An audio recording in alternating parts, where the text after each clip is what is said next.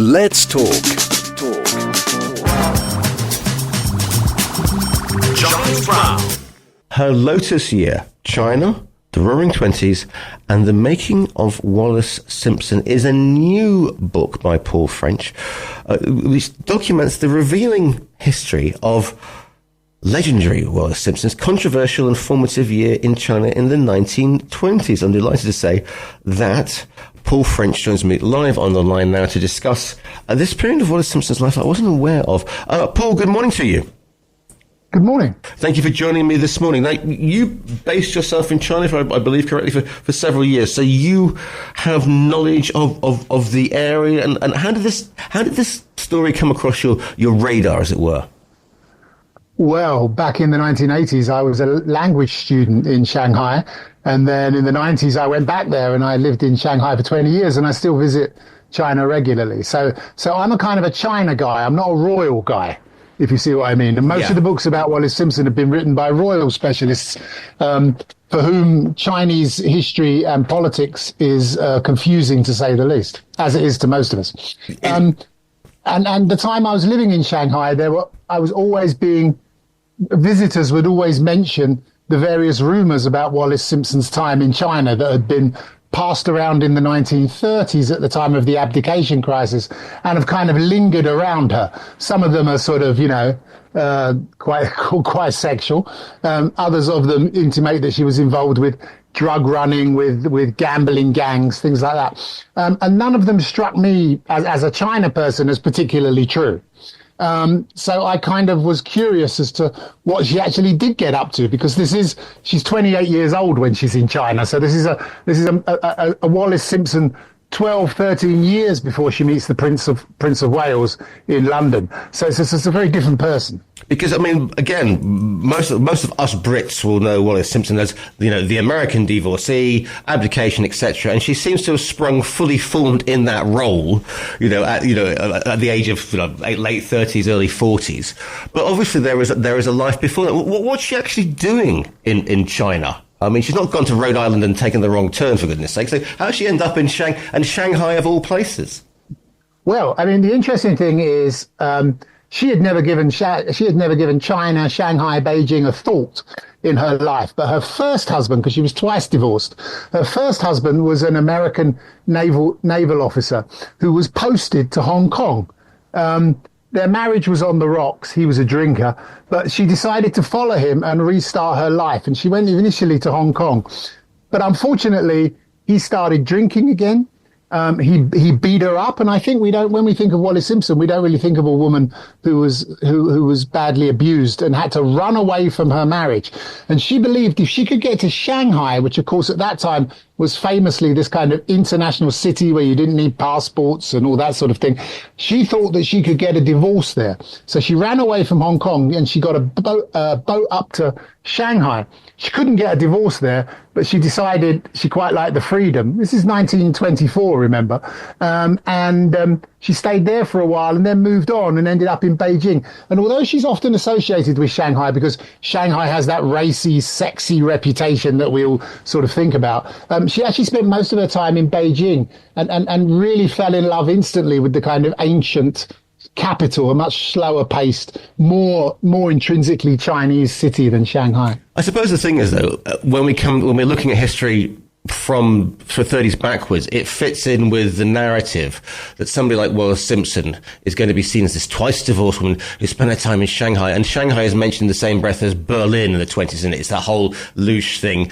And rather than somebody who goes and falls in love with another culture, because she just, it would suit the narrative of those trying to portray her as this sort of, this, shall we say, bohemian, slightly sort of shady female, that she's living in Shanghai, which, to your average person who's not living in the Jazz Age, but perhaps is living in in Slough or something, it's all the things that are wrong with the world. Well, very much. And remember, being twice divorced and an American wasn't quite enough to undermine the relationship with the man who had become Prince of Wales, King Edward VIII by that point.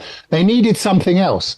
And what the government of the day with the Church of England and some of the establishment did was they sort of sexed up this document that sort of talked about her time in China. And I think that fed into, remember, this is 1936, so it's feeding into a kind of yellow peril that's going on in Britain at the time and America, which is, the Fu Manchu movies, things like that. The idea that a white woman on her own in the East, in China, has somehow lost her moral compass. There must be something wrong with you. At the same time, of course, everyone in Europe was obsessed with Chinese things, Chinese style, Chinese aesthetics. But there was this kind of xenophobia, this yellow perilism. And so the idea was to try and damn her once again in the eyes of, well, the royal family, the establishment, and particularly, of course, the king, in the hope that he would give her up. The ordinary working class people of Britain, by the way,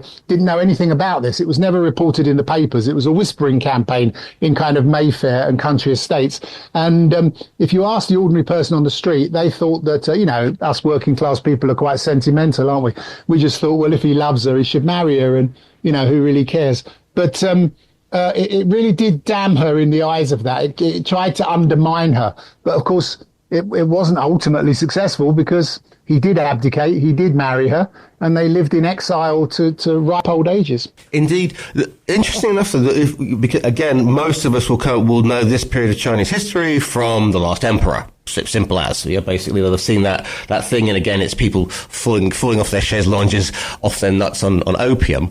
But it's a really interesting period because you have Japan coming to the fore, and China is embroiled in a civil war, and obviously America is trying to impose itself as in the region as well. We've had the fallout from the Russia-Sino war from only 20 years before as well, which says Japan is a major naval power.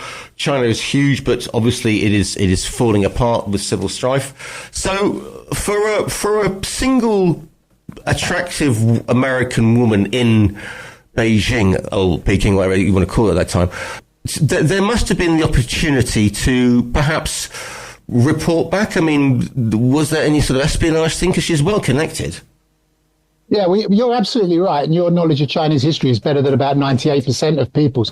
I mean, a lot of my work is trying to kind of slip in a Chinese history lesson through attracting you in through another way. It was an absolute 1924 to 1925, the year she spent there, was absolutely mad. It's a pivotal year for China.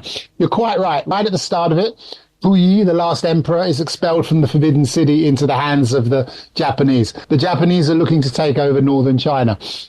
There are two governments in China, one in the south under Dr. Sun Yat-sen, a Republican government, another one, a revolving series of governments in Beijing by warlords. And these are people who have private armies and control that China will just explode. And this year is one of the wettest years on record, destroying crops. There's typhoid outbreaks, there's cholera outbreaks. I mean, there's bandits running wild across the place. There's the biggest strikes we've ever seen in Hong Kong and in Guangzhou as well. And she's in the middle of all of this. And I think when you look at what she goes to Shanghai, finds out she can't get a divorce. She does a bit of shopping. She enjoys the horse racing. But then what does she do? She doesn't get on a boat to America. And there's about two ocean liners to America every week from Shanghai at that point. She decides to go to Tianjin, first of all, which is just full of cholera. People are dropping dead on the streets of typhoid and cholera. And then she goes 70 miles inland to Beijing. And my contention is, and if you read the book, I think, the argument sort of comes out, is that because of the chaos at the time, the railways weren't working properly. The telegraph system wasn't working properly. America, particularly its embassies and consulates and naval intelligence offices all across China and Hong Kong, needed to move documents around. And at that time, they didn't have a fully fledged intelligence service. So by virtue of being the wife of a naval officer, she was considered sort of cleared. She was considered background checked. And I think this is why she moved things around. And if you look at how she manages to get tickets on trains and boats, how she manages to get into the best hotels at a time when no one could find accommodation anywhere because of all the chaos in China, someone is obviously prepping the ground for her. And if people are wondering, well, why are the Americans getting all upset about what's happening in China? Of course, they've got the Philippines. They've taken over the Philippines. They've, again, 40 years previous to that, or 30 years previous to that. So they have a massive presence in there, even in the 20s, which will obviously lead to what happens in, with MacArthur or whatever in the 30s. So it is in their hugely in their interest to keep tabs on what's happening on China, but B, obviously with Japan's imperialistic sort of ambitions. Yeah, well, America is looking to make a lot of money in China. It's a big trading power there. But to be fair to the Americans, they were at this time doing something that the Europeans weren't. The Europeans were Britain, France, Japan as well, were trying to grab little bits of territory, increase their territory. The Americans had this idea that they weren't really an imperial power, although, of course, as you've pointed out in the Philippines and so on, they were.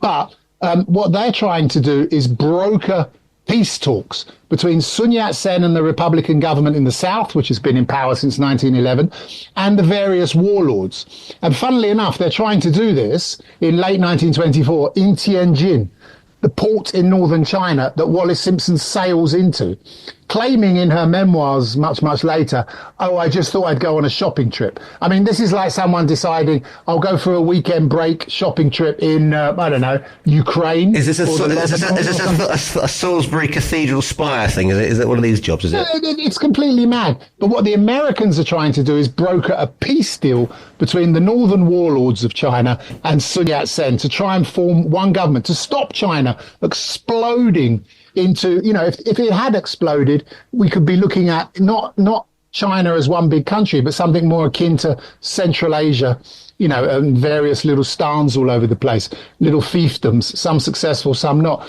And what the Americans tried to do was bring these two people together, but it was impossible. The warlords just like fighting with each other. Tianjin was full of typhoid and cholera, and Sun Yat-sen sadly was dying of liver cancer at the time and wasn't really able to muster his full political energies. But Wallis Simpson is moving around with the people that are trying to broker these peace deals in Tianjin, in Beijing, in Shanghai. And I think that's a really different story to she's just flouncing around in and out of the race club, in and out of cabarets and nightclubs, which is the sort of traditional story of her time in China. And it gives her, I suppose you can say, this inner confidence. She's come from one abusive marriage, which has been beaten up by a drunken husband.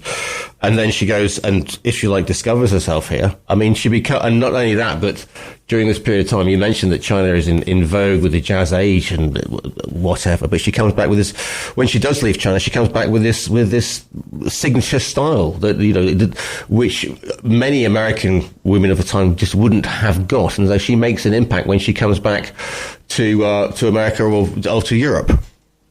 Yes. I mean, she has, she falls in love with the Chinese aesthetic immediately, which is popular in Europe, but she absolutely has the original. She's in Beijing and she can have tailors very cheaply make things for her. And if you look at her all through her life, she always wore the kind of Qipao, Cheongsam type dresses, which admittedly being tall and thin suited her very well. But she would have Chinese style knotwork on those. Of course, one thing she developed in Beijing was a love of jade, and she would go through the markets buying and then reselling jade, of course. That stayed with her all her life, although, of course, a lot later, she bought her jade at Cartier rather than a market. But yeah, that and the chignon hairstyle, her very trademark sort of hairstyle, which is based on sort of Manchu women's hairstyles from the Qing dynasty.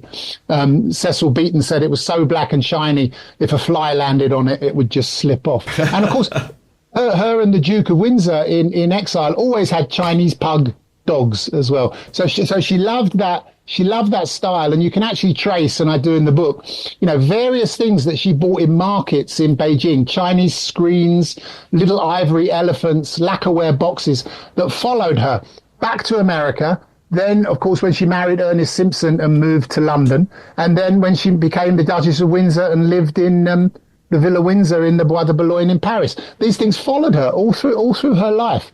So it was a time when she mixed in a cosmopolitan international society, diplomats, business people, rich people, very educated people as well, sinologists. And so when she later is in London and she walks into the party where she meets the Prince of Wales.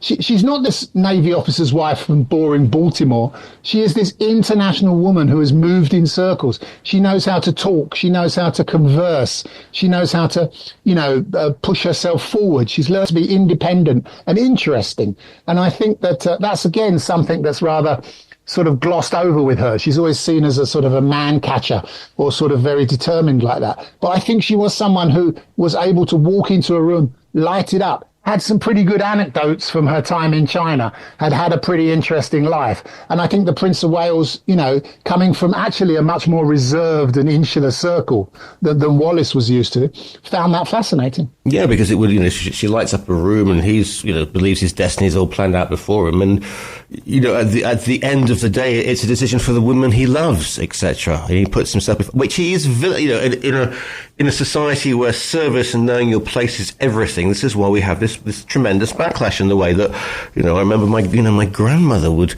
literally spit on the ground when her name was mentioned, kind of thing. So this comment she makes about her Lotus year, I mean, she's referring to classical imagery, but of course it gets picked up, doesn't it, by this whispering campaign, and that's where this whole sort of Wallis Simpson as this louche sort of drug-taking Matahari comes from, basically. Yeah, and it's all invented, but interestingly, when the intelligence services cooked it up, they used stories that were all true about other people. But of course, it's 12 or 13 years after the events. And when these things are whispered around, nobody can go and kind of check the story on Google or just call up the old newspaper articles or anything like that. They're just like, oh, yeah, wasn't there an American woman in Beijing who had affairs with lots of other people? Wasn't there someone who was broke and ended up working for an opium ring? Wasn't there someone who, to make some money, did some sort of saucy pictures for a rich man? All of these stories are true, and I have all of those stories in the book. They're just not true about Wallis. Yeah, very interesting indeed. What do you sort of, did this make you reapprise? Because obviously you've got background on the way the the Chinese look at this one. Does it sort of make you reappraise the sort of the forlorn figures of Wallis and her husband as they sort of try and get a base? They try and get a base and they try and get a lifestyle, and then they make some questionable decisions. I mean, obviously there's going to visit Nazi Germany, going to the Mercedes factory, etc., and then there's Portugal and various other bits and pieces they do when they're in exile. Oh, definitely, and they definitely made some questionable decisions later. They were in a uniquely odd situation in terms of their lives. But I mean, all I would argue with that is coming at it personally as not someone who, feels particularly one way or the other on the royal family. I kind of think to myself, look, I'm not the person I was at 40. And when I was 40, I wasn't the person I was at 30. And when I was 30, I wasn't the person I was at 20. And I feel like, we need to see what Wallis Simpson may have become, perhaps this more hardened figure later after the years in exile. During the war years, they may have made some silly mistakes. But this is a 28, 29-year-old Wallis coming out of a bad, abusive marriage and flinging herself really bravely into somewhere that's full of chaos. Of course, as a white woman traveling around in China at that time, she has a certain protective bubble, and she's aware that she lives in that bubble. But she is also seeing the chaos around her as well. And I think, when we look at that 28, 29-year-old Wallis Simpson, I found myself to have a lot of sympathy for her and found her to be quite an interesting, attractive person. And I wish that in all the interviews she did later, there'd been someone like me who could say, look, let's not talk about the abdication and the marriage and everything. I want to go back and ask you about China, which she writes about in just a few pages, but very tenderly in her memoir, which was written in the 1950s. And finally, during the abdication, she fled to France, where she stayed with people she'd met in China, actually. But she wrote a letter to the king saying, look, don't do this, right? I'm not worth a throne and an empire. No woman is, right? You don't need to marry me.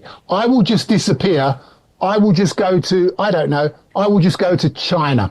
So China obviously lived with her. It remained this place that she had been happy, this place that she had enjoyed her time in. As she said, her Lotus year, Homer's shipwrecked sailors who discover that they actually like it on the island. It's soporific. They almost never want to go home and resume their lives. They don't want to escape the desert island.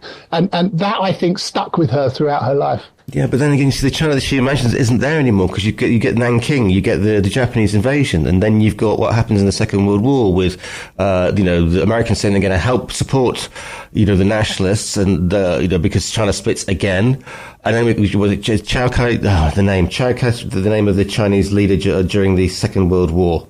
Chiang Kai-shek. Thank you very much. And then of course we get the Cultural Revolution in '48. So that China is gone forever. Also, she would think. Well, yes, that's absolutely true. And she sees almost the very end of it. And of course, by the time we get to the abdication in 1936, 1937, that really is the end of that old China, because Japan invades China in 1937. That's really the start of the Second World War. So yes, but in her mind, it's like when we think of holidays we had as kids, when we think of places where we were very happy, places where we had a nice, perhaps a holiday fling, we had a bit of money in our pocket, and we didn't really have any cares in the world. We weren't worried about careers or pension pots or anything like that. This China is her moment like that.